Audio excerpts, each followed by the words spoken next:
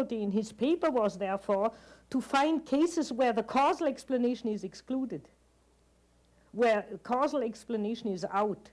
And that is the best in telepathic future dreams.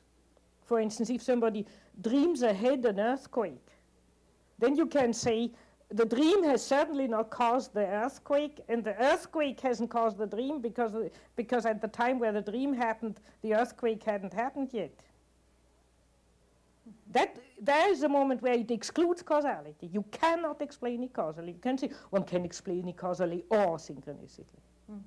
That's why he had great trouble to find the few examples we have where it really they exclude each other, the two explanations, to make his point. But something like birth, you can simply look from both angles. You can explain it causally or synchronistically.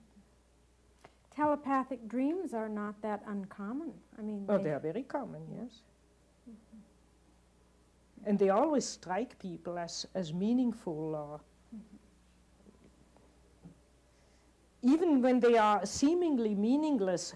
This first case I was speaking just before about, she had once a dream simply that she heard certain numbers said. And the next day she opened the paper and an airplane of her country had crashed and on it had those numbers.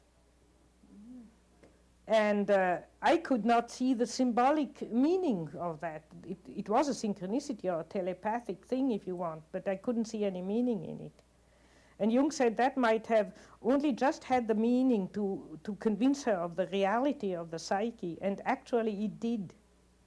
From then on, she began to take her dreams more seriously. Before, she looked at me, with a doubtful eye, kind of, you talk, but I don't believe it. But that impressed her. So probably the unconscious just arranged that to show her, I know everything. I know even the number of an airplane crashing in